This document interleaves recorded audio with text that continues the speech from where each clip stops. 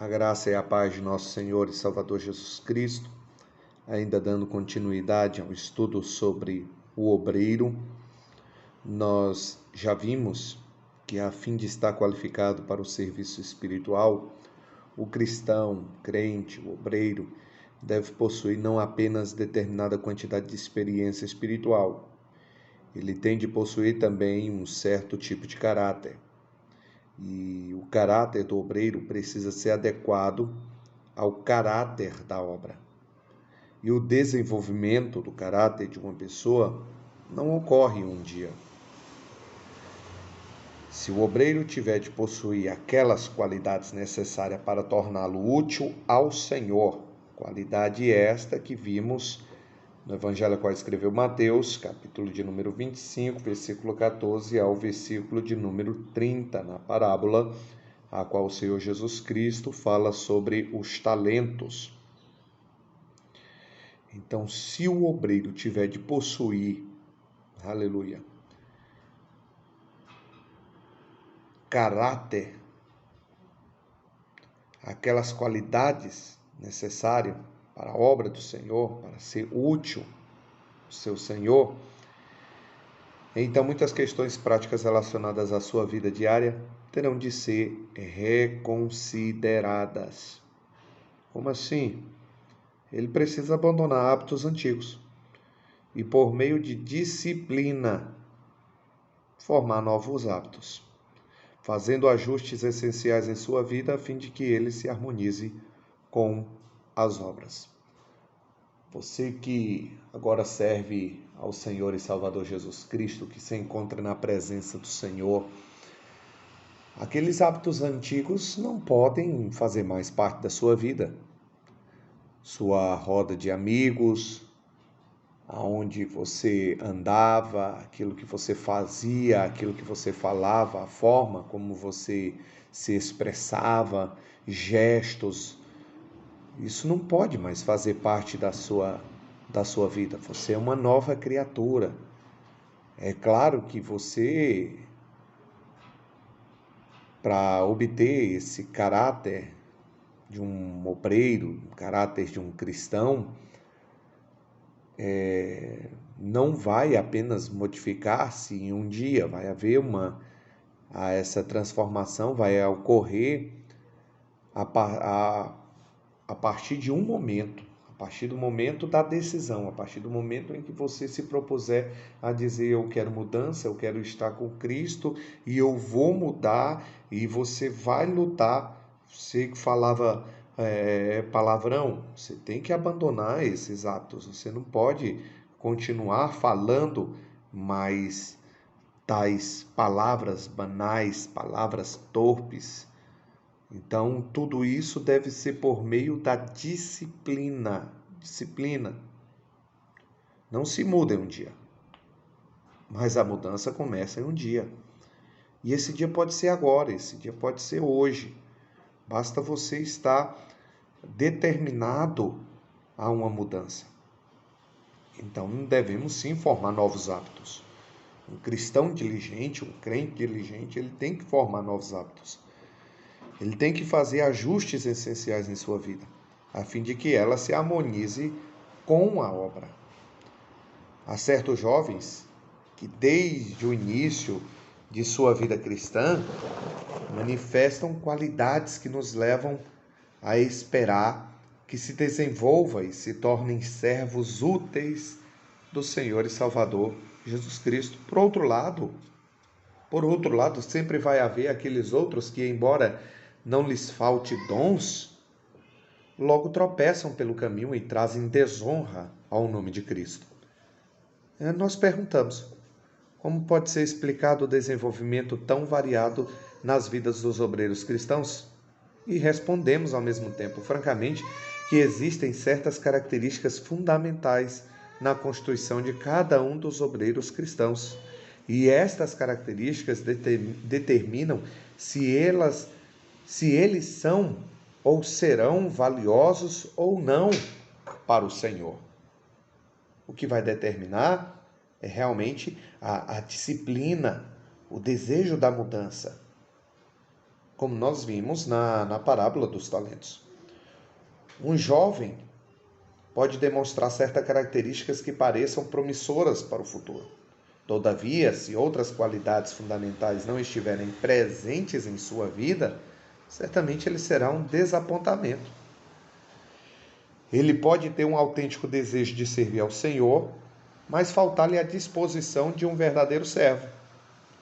Jamais encontramos um obreiro cristão que não possua domínio próprio. E apesar disso, foi um bom obreiro.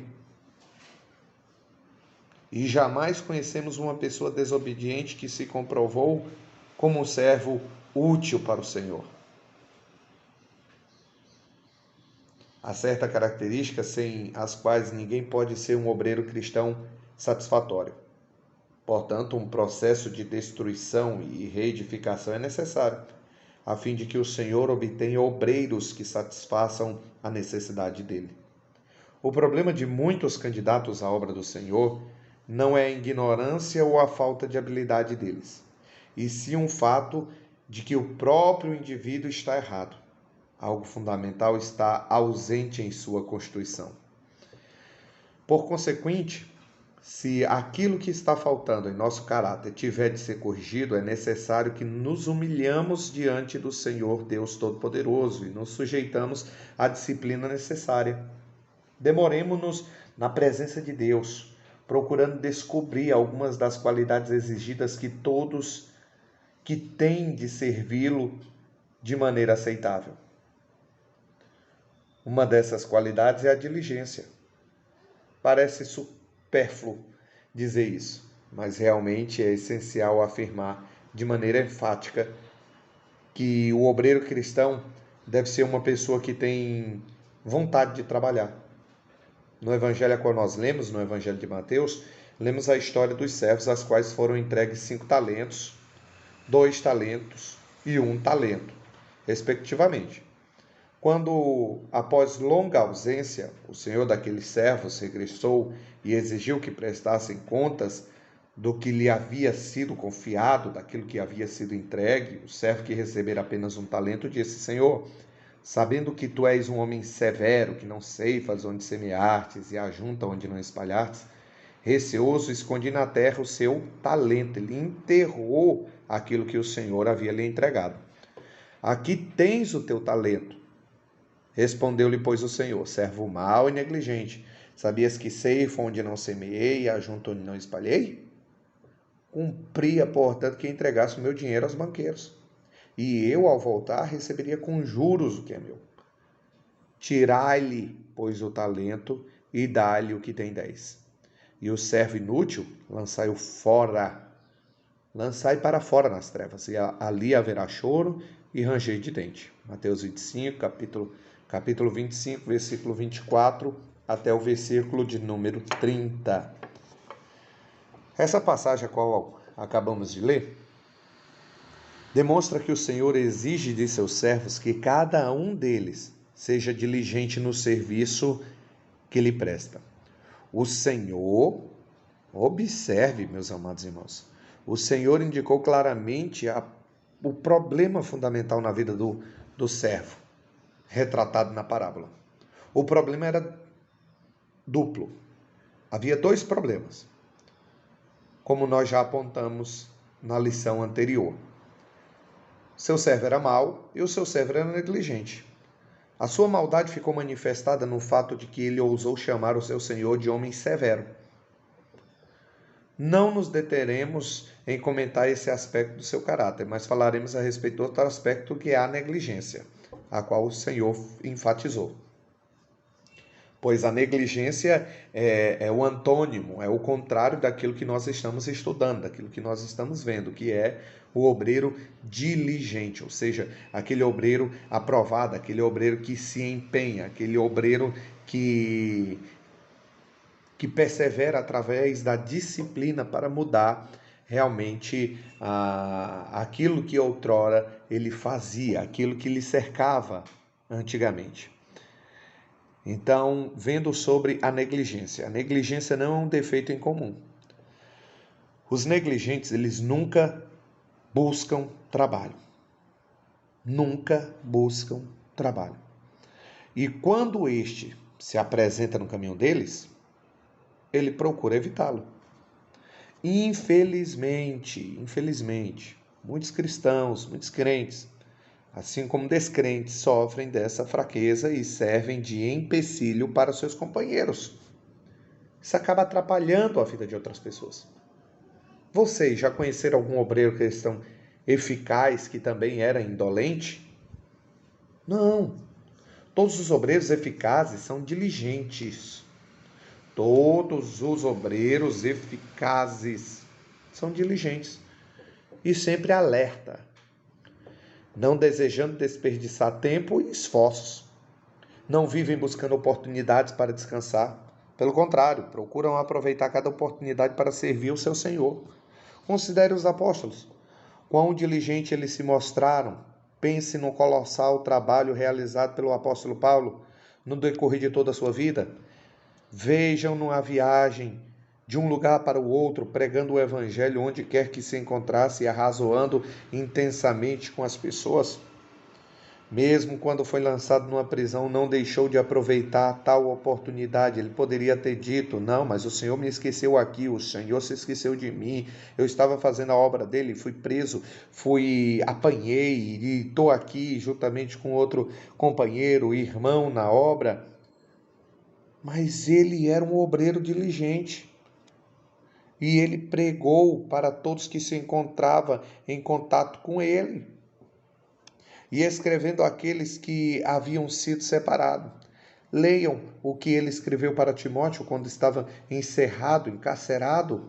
Lá em 2 Timóteo, capítulo 4, versículo 2, prega a palavra, insto a tempo e fora de tempo. Irmãos, ele estava dizendo, a Bíblia nos diz que há um tempo determinado para todo propósito determinado por Deus, lá em Eclesiastes, capítulo de número 3. Mas Paulo está reforçando que todo tempo, toda hora é hora de se fazer a vontade de Deus, de propagar o Evangelho, de não desperdiçar essa maravilhosa missão. A prisão podia restringir os movimentos externos de Paulo, mas não era capaz de limitar a eficácia do seu ministério. Quantas riquezas espirituais ele ministrou por intermédio de suas cartas, das suas epístolas escritas na prisão. Não havia qualquer requício, amados irmãos, de preguiça em Paulo.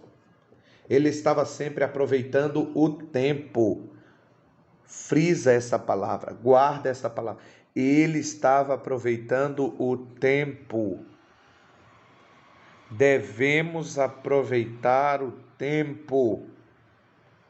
Ah, mas eu preciso desocupar para ter aqui a mente vazia. Há um ditado que diz: mente vazia, oficina do diabo. Devemos aproveitar todo o tempo. Infelizmente, muitos dos que se declaram obreiros cristãos não se esforçam em buscar a oportunidade para servir ao Senhor. E se alguém se aproxima deles, tem sido convidado. Consideram isso uma interrupção ao invés de uma oportunidade. E tão somente almejam que tal pessoa logo vá embora e deixe de importuná-los. Que nome vocês dariam a essa atitude? Ela se chama indolência. Vocês já se depararam com obreiros que demoram em fazer o seu trabalho?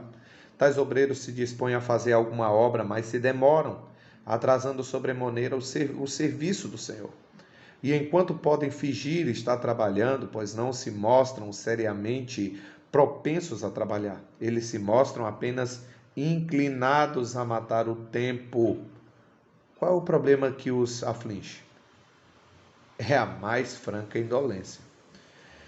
Em sua epístola aos crentes, aos Filipos, o apóstolo Paulo escreveu, lá em Filipenses capítulo 3, versículo 1, a mim não me desgosta e é segurança para vós outros que eu vos escreva as mesmas coisas. Embora Paulo fosse um prisioneiro, não considerava um enfardo ter de repetir as mesmas coisas ao escrever os crentes de Filipos, porque isso visava o bem deles. Quantas pessoas, eu já li a Bíblia, eu já li a palavra, eu já orei, eu já fiz isso, nada chegou.